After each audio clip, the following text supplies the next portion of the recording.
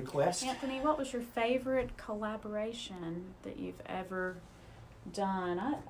My favorite collaboration? Your favorite collaboration. I love it when y'all ask these types of questions. That's Huey Hoss Mack. I can't believe you're tuning in. That's like hands against the wall.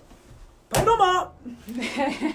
That's the best name in town, man. Yes, sir. Local sheriff. Is that Huey asked me that? Yeah, my favorite collaboration? Yeah, that's a great question. That is a great question. He's had so many co-writes, but... Well, as far as collaborating musically, I'd have to say it would be right here because we have the harmony and everything, but songwriting wise, I'm just put me out of it because you're out. Other than me, you're out.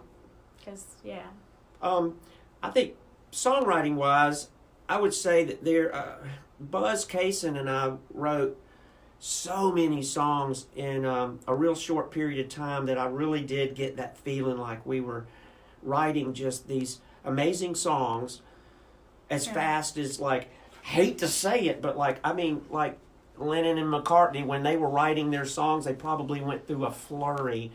And of course, theirs are way more popular than ours, but no, y'all are unreal. We've written a lot of great songs, but then again, Charles Court came over here, and he's just a fellow that went to high school with me years ago, and he came over and we wound up, I think he was just going to come over and do one demo, and we wound up recording 3 albums.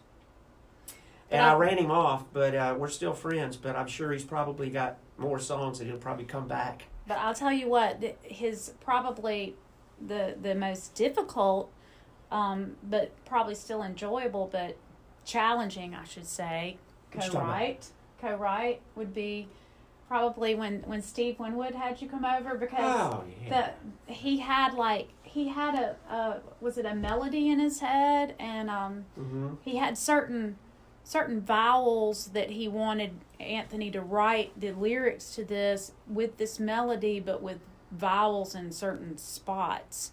So that was a challenge, but if you want to know what was the most amazing experience, it would be having a plane ticket sent to my house, and then to fly over to London and get in a car and drive to the Cotswolds and get out and go to Steve's.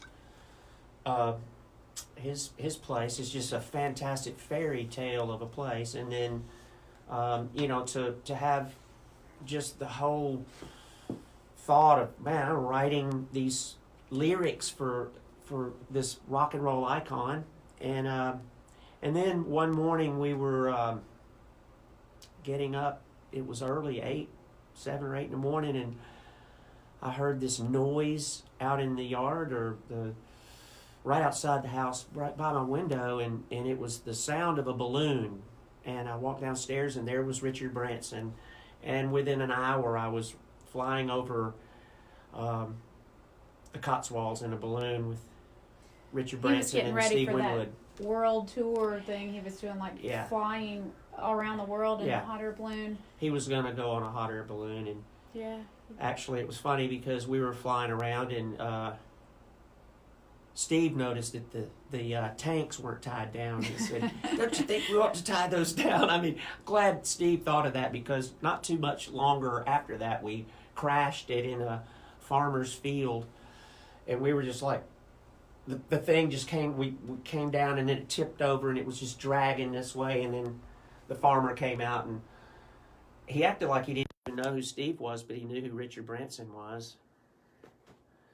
And so, what'd you do? I don't know.